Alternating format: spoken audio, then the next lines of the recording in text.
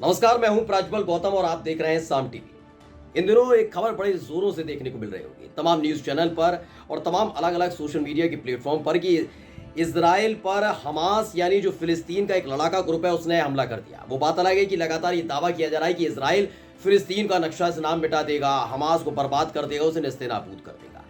बहुत से लोग हैं जो इसराइल का समर्थन कर रहे हैं।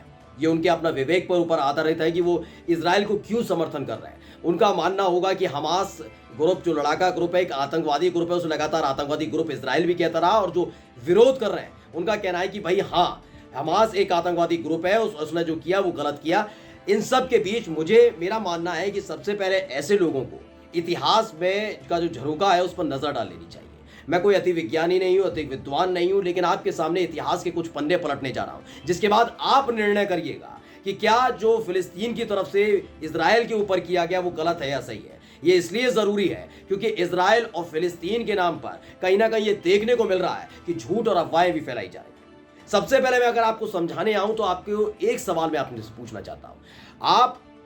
आपके पास 3 कमरों का घर है। एक कमरे में आप और आपका परिवार रहता है। आपने एक परिवार को, जिसमें 2 या 3 लड़के हैं, जो भी है, वो पूरा परिवार एक कमरे में रहता है, दूसरा कमरा किराए पर उठा दिया। वो किराएदार क्या करते हैं, वो धीरे धीरे आंगन में अपना सामान फैलाने लगते हैं। आप विरोध करने की कोशिश करते हैं तो कहते हैं नहीं नहीं, अपील करते हैं कि भाई सामान ज्यादा है, कमरे में नहीं आ पा रहा है, तो हम आंगन में रख देते हैं। फिर देखते हैं कि महीने 2 महीने बाद वही किराएदार बालकनी में सामान रखने लग जाते हैं। देखते ही देखते वो एक दिन तीसरे कमरे की कुंडी तोड़ देते हैं, ताला तोड़ देते हैं, उसमें भी सामान रख देते हैं। और जब मकान मालिक कहता है कि भाई ये क्या, तो कहते हैं कि थोड़े दिनों की बात है, मैं सब कुछ हटा लूंगा, ये सामान यहां से चला जाएगा। ये महीने बीतते जाते हैं, 6 महीने, 7 महीने, 8 महीने, और देखते ही ये आदत उनकी पड़ जाती है। पता लगता है कि जिस कमरे के अंदर मकान मालिक रह रहे थे उस कमरे में वो खुद किराएदार हो गए, उस घर में वो खुद किराएदार लगने लगे हैं, और वो जो किराएदार था वो मकान मालिक हो गया। जी हाँ, फिर आप क्या करेंगे? मानकर चलिए यही स्थिति आपके साथ हो तो क्या करेंगे? तो आप पुलिस के पास जाएंगे, आप कोर्ट के पास जाएंगे। जब आप देखेंगे महीना, 2 महीना, साल, 2 साल, 4 साल, 20 साल कट गए, तो आखिरकार कोई ना कोई बड़ा कदम आप भी उठाना चाहेंगे। ऐसा ही कुछ हुआ है दोस्तों। मैं भड़काने की बात नहीं कर रहा हूं, मैं समझाने की कोशिश कर रहा हूं। आपको लगता है कि क्या इजराइल ने इन लोगों को जगह दी थी? अगर आप ये सोचते हैं तो गलत है। सबसे पहले आपको स्क्रीन पर मैं कुछ तस्वीरें दिखाने जा रहा हूं। पहली तस्वीर जो है अब आपको दिखाएंगे 1946 की। दरअसल आपको पहले मैं बता दूं, हिटलर का नाम आपने सुना होगा। हिटलर दरअसल यहूदियों से बहुत नफरत करता था। हिटलर की एक आदत थी, वो यहूदियों का खुलकर नरसंहार करता था, किसी को नहीं छोड़ता था। हिटलर से खौफ खाते थे ये लोग। यहूदियों पर जिस तरह का उसने अत्याचार किया, यहूदी एक एक कर वो देश छोड़कर, जर्मनी छोड़ छोड़ के भाग रहे थे, इधर भाग रहे थे, उधर भाग रहे थे, जहां जगह मिल रही थी वहां मिल रही थी। लेकिन ज्यादातर जो यहूदी थे, जो वहां के यहूदी थे, वो चलकर कहां गए थे? ये फिलिस्तीन के इलाके में। फिलिस्तीन अपने आप में एक देश हुआ करता था दोस्तों। वो वहां पर आकर रहने लगे थे, बहुत छोटे छोटे समूह में। आपको 1946 नीचे लिखा हुआ दिख रहा होगा, और आपको जो व्हाइट वाला एरिया है, जो ग्रीन एरिया है, यानी हरा एरिया है, ये क्षेत्र है इस तस्वीर में, ये आप समझ लीजिए पूरा का पूरा फिलिस्तीनी समूह रहता था। ये पूरा फिलिस्तीन का इलाका है। और जो सफेद सफेद आपको छोटे छोटे पॉइंट दिख रहे हैं, ये शरणार्थी के तौर पर आकर बसे थे यहाँ पर इजराइल, यानी यहूदी आकर बसे थे। ये थोड़ा थोड़ा रह रहे थे, ये वही वाला समझते चलिएगा, मैंने जो भी घर वाला हिस्सा बताया था। ये किराएदार के तौर पर यहूदी आए थे और मकान मालिक कौन था? फिलिस्तीन। उसने कहा चलिए आप शरणार्थी रह लीजिए, 1 दिन, 2 दिन, साल, 2 साल। फिर क्या हुआ? फिर हुआ 1947 का, अगले ही साल, यानी 1 साल के अंदर इन्होंने पूरी तस्वीर बदल कर रख दी। तस्वीर ऐसी बदल कर रखी कि आप तस्वीर देखकर समझ सकते हैं। 1947 का जो मैं आपको दिखा रहा हूं, इस तस्वीर को देखिए। यूएन प्लान के तहत क्या हुआ? यूएन का प्लान आया और इजराइल को वहां पर बसाया जाने लगा। संयुक्त राष्ट्र ने कहा भी शरणार्थी हैं, इनकी जगह नहीं है, ये हिटलर इन पर आक्रमण भी कर रहा है, क्या किया जाए? 1947 में यह हालत हो गई, यानी आधा हिस्सा किराएदार को दे दिया गया। कह दिया गया भाई अभी किराएदार ही मकान मालिक है, आप आधे हिस्से में रहिए।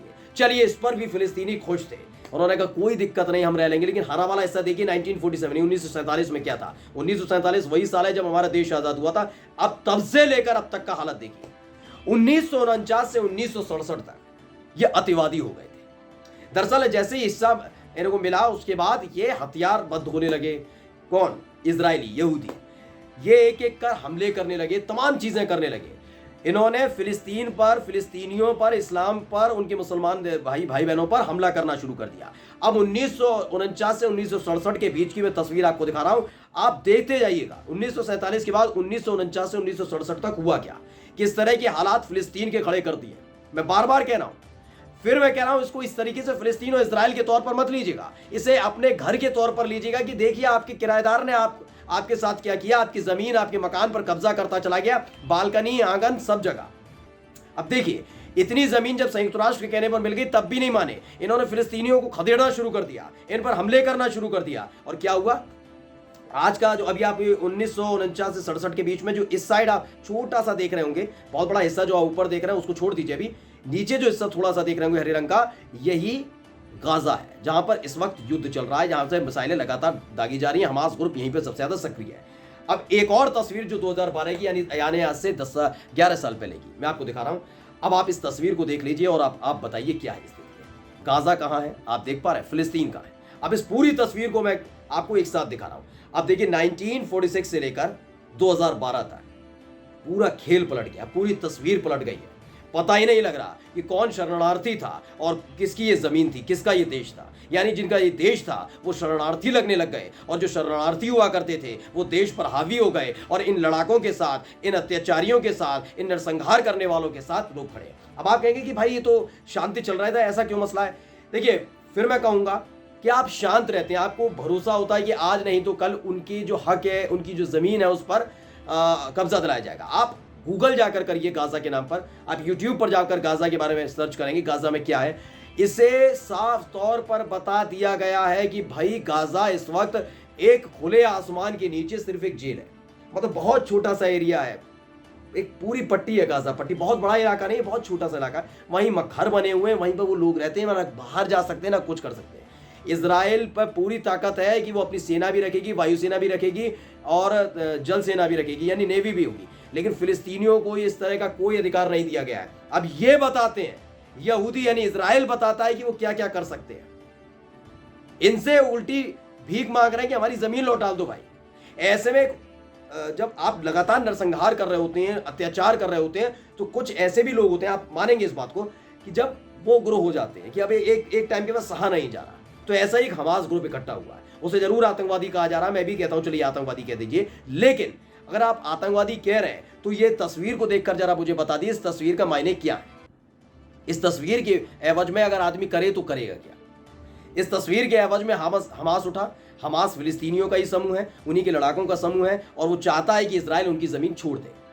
लेकिन जब वो नहीं हुआ, साल दर साल बीतते चले गए। हर साल आपको सर्च करेंगे तो आप देखेंगे फिलिस्तीनियों पर नरसंहार किया जाता, उनका बच्चों, बूढ़े, बुजुर्ग, किसी को नहीं छोड़ा जाता, महिलाओं को नहीं छोड़ा जाता। और उसका एकाएक ऐसा असर हुआ कि हमास ने आखिरकार एक के बाद एक, कहा जा रहा है कि 1000 2000 नहीं 3000 से ज्यादा रॉकेट एक साथ इजराइल पर जब दागे तो इजराइल का चेहरा बदल गया, उसका नक्शा बदल गया है। नमस्कार, सब्सक्राइब करें साम टीवी, क्योंकि हम आ गए हैं अब आपके बीच, दिखाएंगे सत्ता के वादों और अपराधियों के एक एक कारनामे की हकीकत। और हाँ, अगर आपके पास भी हो कोई ऐसी खबर तो कमेंट करके हमें बताएं, क्योंकि बिना डर और दबाव के हम दिखाते हैं हर एक खबर डंके की चोट पर।